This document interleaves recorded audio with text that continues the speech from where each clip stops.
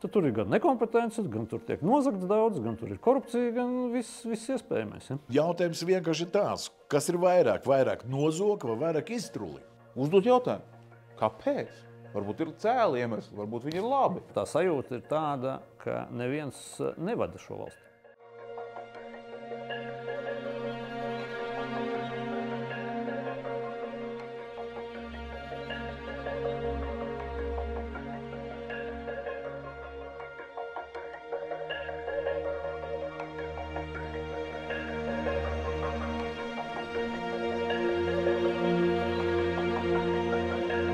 Air Baltica, Rail Baltica, militarizētās tēlniecības kompozīcija bruņu mašīna, citi projekti. Tā ir naudas izšķērdēšana, zakšana vai labticīga mūsu nespēja saimniekot un pārvaldīt savu valsti. Tas nivelē gan premjera, gan satiksmes ministrs, gan finanšu ministrs, kas ministrija šobrīd saka, ka tās nav valsts saistības. Pēc visa, kas ir noticis, pēc visiem skandāliem, vienotība varētu pazust no zemes virsmas vienkārši uzreiz. Atbildība ir ļoti, ļoti nosacīta. Tas man vienkārši nepieņemam.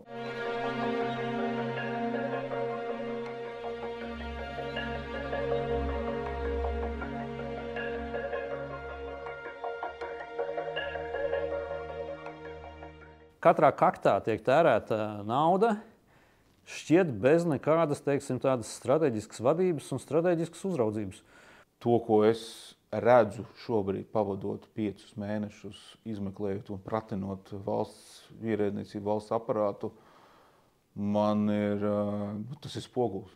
Rezultāti ir tādi, kādi tie ir. Protams, ka ja nekas netiek vadīts un nekas netiek uzraudīts, tad tur ir gan nekompetence, gan tur tiek nozagts daudz, gan tur ir korupcija, gan viss iespējamais. Ja?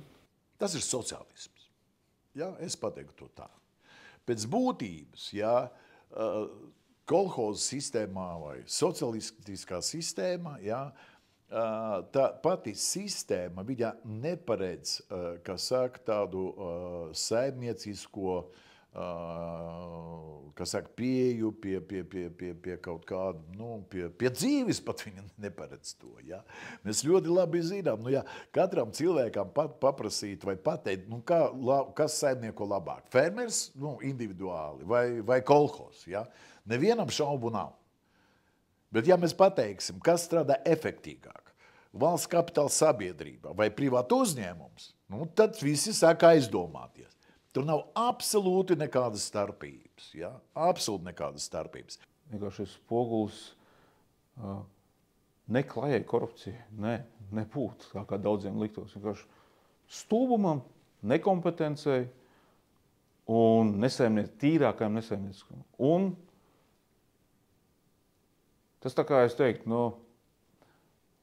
ne visi, un es nepasaku visiem ierēģiem tā, negluži nē, bet mēs esam lielāko projektu Latvijas valsts vēsturē ar milzīgu ietekmi ne tikai uz šodienas budžetu, bet uz nākotnes saistībām un arī mūsu bērniem un mazbērniem.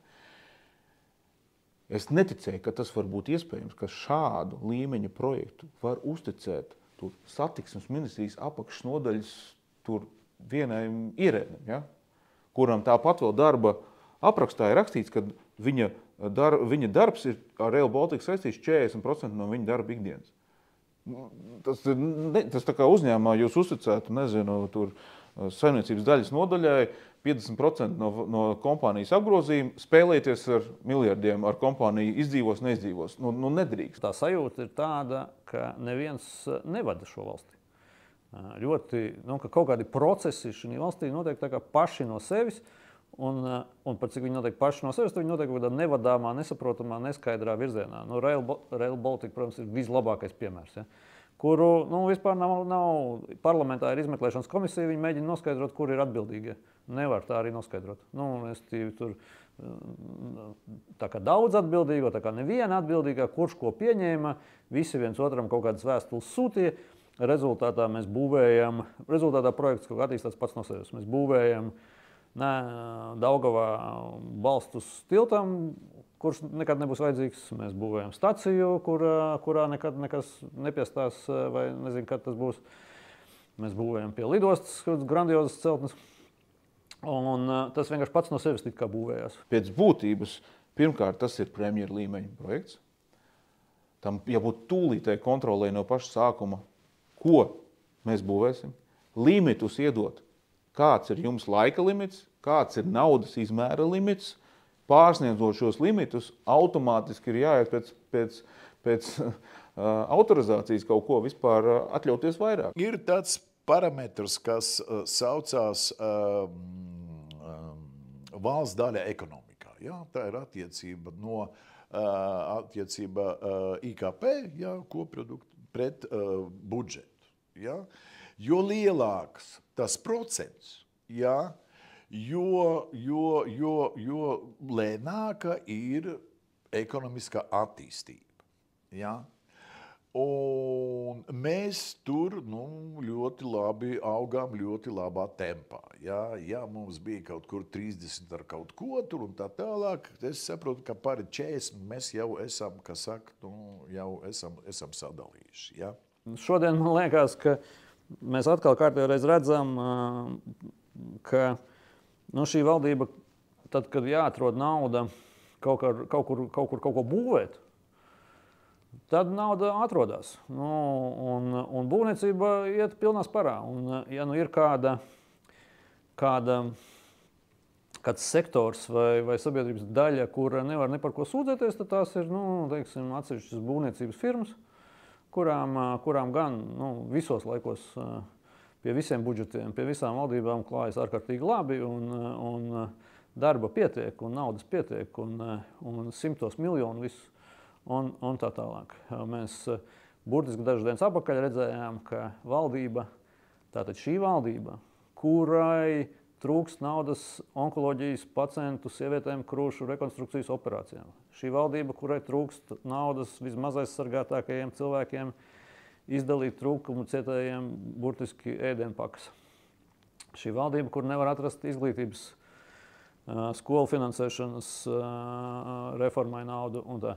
Šī valdība atrod naudu koncertu zāles projektam 700 000, 100 miljonu projektam, un droši vien atradīs naudu arī 100 miljonus, ko būvēt to projektu. Tagad, kad nav nauda visām šīm visvienkāršāk tādām tā kā pamatlietām, tagad, kad ir jāņem nauda no pensijām otrā līmeņa un tā, būvniecībai mēs atrodam naudu. Būvniecība iet rūkdamē. Un mēs būvējam jaunas celtnes, tajā pat kultūras nozarē, piemēram. Mēs tikko uzbūvējām rakstniecības muzeju. Tikai nav ko likt tādā rakstniecības muzejā, nav nekādas brīnišķīgi, uzbūvēta, brīnišķīgi skaista māja, viss izremontēts, viss par daudziem miljoniem, viss labi. Tikai, ko tagad iesākt, ja? Un, jāpiešķir nauda. Piešķirsim 400 000 tagad, lai tur kaut ko izdomātu. Un atkal, ne jau, ka mēs slēgsim kādu no memoriālajiem, 10 daudzajiem rakstnieku muzejiem, kuram varētu būt istabiņa šī jaunajā vai nezinu, kāds stūrītis šī jaunajā rakstniecības muzejā. Nē, tie visi veci arī paliks strādāt. Vienkārši tādā garā. Šodienas politiskā situācijas varu iedomāties, cik mani, apmetās ar akmeņiem, ja es pateikšu, privatizācija ir vajadzīga, ja? Ir vajadzīga primitīva, elementāra privatizācija, ja, tajos jomos, kur var. Protams, ne visās, bet ļoti daudzās. Tas ir visi premjeri nav piedalījušies šī projekta kontrolē. To pašu mēs varam teikt par Air Baltica. Tieši tas pats stāsts, kad tautai pasniegts viens. Tautai tas pats par Rail Baltica. Visiem ir iesēdies galvā, tie ir 85% Eiropa apmaksā. Eiropas projekts. Tu runā ar Eiropu, Eiropa saka, nē, atvainojiet. Tas ir jūsu projekts. Mēs kontribūtējam jums 85 apmērā, tur, kur mēs uzskatām, tas ir Eiropai svarīgi. Tas, ka jūs tur aizraujaties ar savām iekšējām Rīgas cilpas jautājumiem un vispārējo, tas ir jūsu stāsts. Mēs izvēlēsimies kontribūtēt vai nē. Un kontribūtējam mēs tikai 1,2 miljardus šobrīd Latvijai. Un tad, ja mums ir limits 1,2 miljardi, tad mēs spēlējamies tajā limitā. Tas ir mūsu limits. Nevis mums ir tagad 9,5 miljardi. Tātad mums jau tagad ir nevis Eiropas līdzfinansējums 85% apmērā, bet 15%. Un tā kā šis, kad tik bezatbildīgi pieiet, un es uzskatu, ka vaina slikti administrēt ir tikpat kā pilnībā nelikties nezinis, ir tikpat liela vaina un finansiāls nodarījums valstī no politiskajiem, no augstākā līmeņa politiskajiem vadītājiem. Es daudzreiz teicu, nedrīkst valsti pielaist pie biznesa. Nu, nedrīkst. Tur viennozīmīgi valsts kapitāla sabiedrībām ir interešu konflikts. Ja? Tad mēs momentā veidojam valdības intereses, ja? Saliekam pretī valsts interesēm. Ja? Latenergo valdības interesē dabūt lielāku peļņu. Ja? Valsts interese ir samazināt tos stulbos tarifus, ja? Un inflāciju. Ja?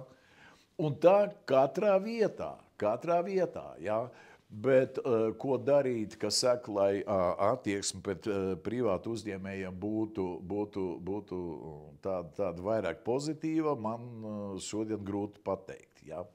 Līdz ar to es domāju, ka tā ir sistēmas problēma un pārējais ir sekas. Godīgi sakot, valstī vai ir nozagta nauda, ja, kas mums arī gadās, vai tā ir korupcija, teiksim, varbūt tas ir viens un tas pats, vai viņa vienkārši ir iztrulinātas, sadalot tur algas padomēs, cik tur bija 16,000 uz cilvēka, ja, un cik tur cilvēki ir kaut kādas valsts. Prieks valsts, tā pragmatiski runājot, tas ir viens un tas pats. Un jautājums vienkārši tāds, kas ir vairāk nozoka vai vairāk iztruli. Ja? Socialistiskā sistēma ir gan tas. Ja? Un atbildības, diemžēl, atbildība ir ļoti nosacīta. Ja tā nauda paliek kaut kur, pazūd kaut kur valsts koridoros vai pa ceļā. Es to nosauktu tīrākā bezatbildība. Neprofesionalitāte un bezatbildība.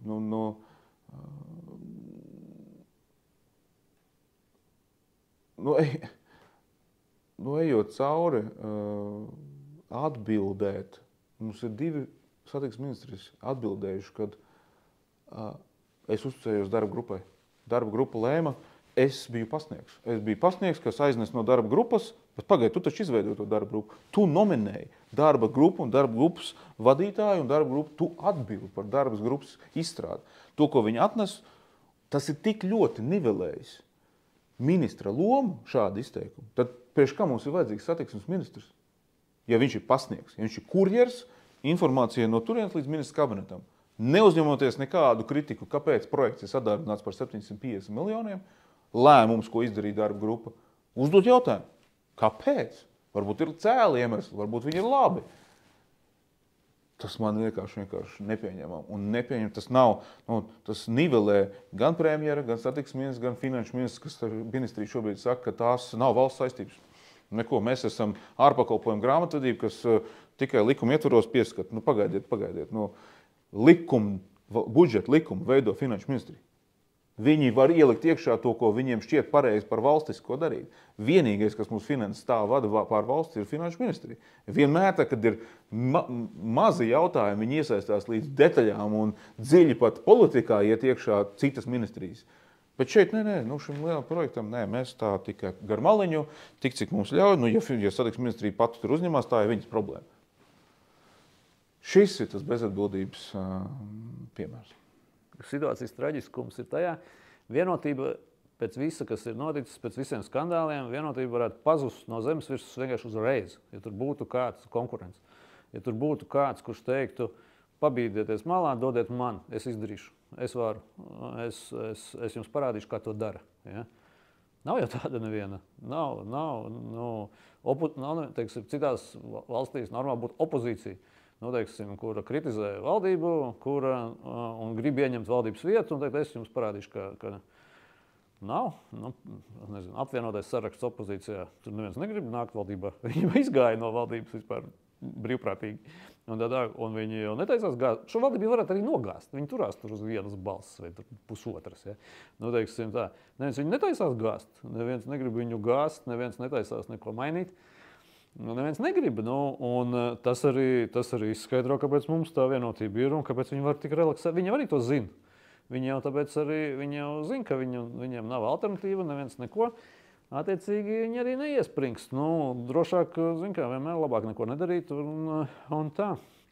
Un viņi arī zina, labi, mūs tur kritizēs, sēdēs te kaut kādi, kritizēs viņus, nu, un tad, nu, lai kritizē, nu, kas no tā mainās? Nekas nemainās. Nu, jā, mēs nonākam tādā, nu, attiecīgi arī lielai daļai sabiedrības ieslēgts kaut kāda apātija. 30 gadus mums ir valsts atjaunošana. Kā tev liekas tieši naudas izšķērdēšanas, zakšanas, korupcijas jautājumos?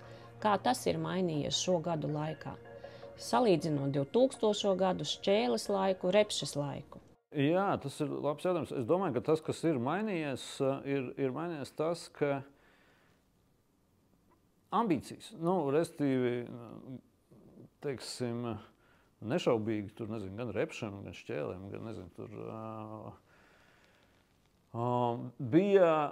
viņiem bija patiesa vēlme kaut ko izdarīt, kaut ko pierādīt, kaut ko panākt, kaut ko izmainīt. Tā kā īsta vēlme, un viņi, nu, kā nu mācēja, to darīja, kas nu sanāca, tas sanāca, bet, teiksim, tur tomēr bija kaut kāda uz rezultātu orientēts kaut kāds, nu, kad ir jābūt kaut kādam rezultātam. Kā nu mācēja, tā, nu, teiksim, bet nu nevarēja it kā sūdzēties, ka nav tās gribas vai nav tās enerģijas. Es domāju, attīstība ir stipri negatīva, ja? Nu, man bija tas gods strādāt biznesā gan 90. gados, gan 2000. gados, nu, tagad jau mazāk un tā tālāk.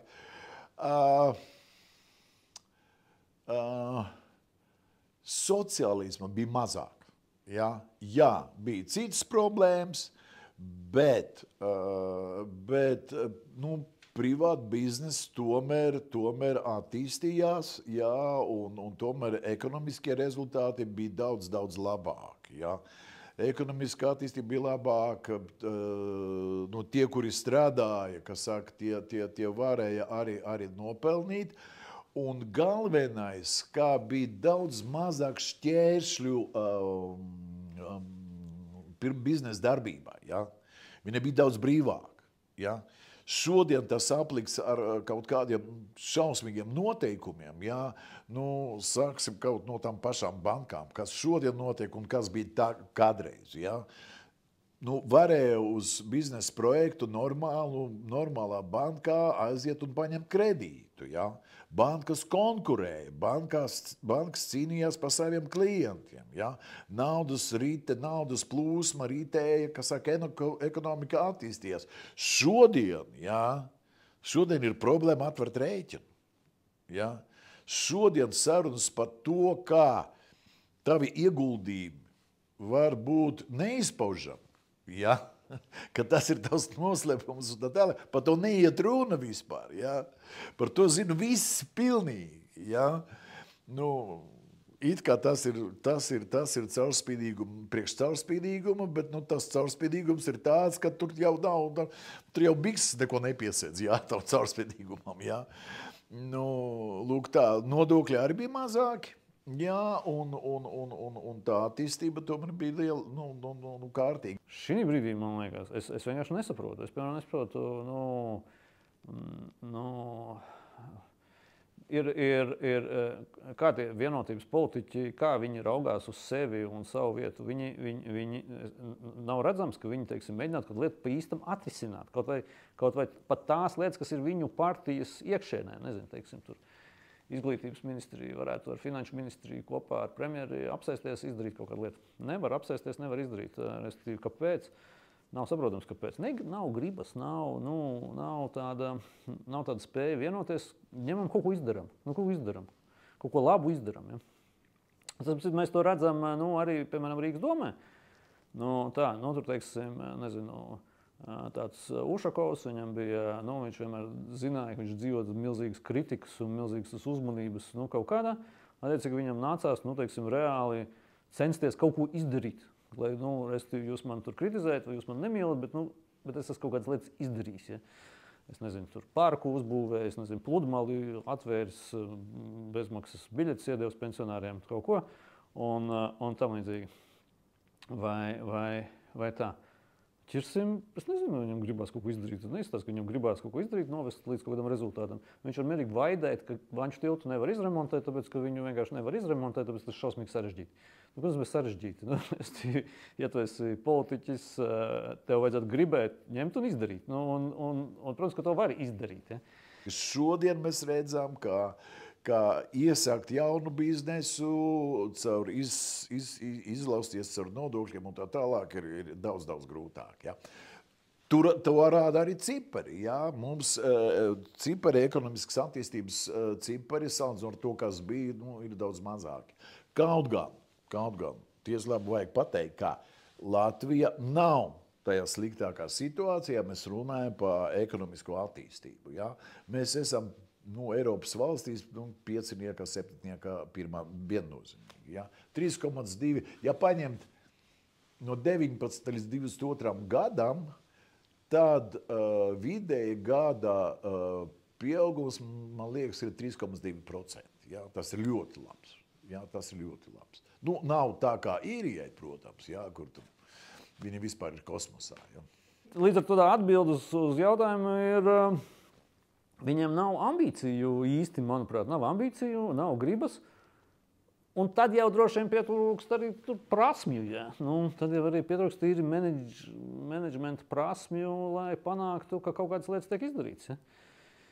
Un es domāju, tāpēc mēs redzam socioloģijā, piemēram, Rīgas domē, manuprāt, kāpēc tur atgriežas Šlesers reitingu līderos vai tā tālāk. Ja? Tāpēc, ka cilvēki grib kādu, kur viņi tic, ka viņš kaut ko izdarīs reāli. Ka viņš kaut ko reāli spēs dabā izdarīt. Ja? Tagad dabā saremontēt, uzbūvēt, izdarīt. Tā. Un vienkārši tā, bet mēs neredam, bet nacionālā politikā mēs tādus vispār vairs neredzam.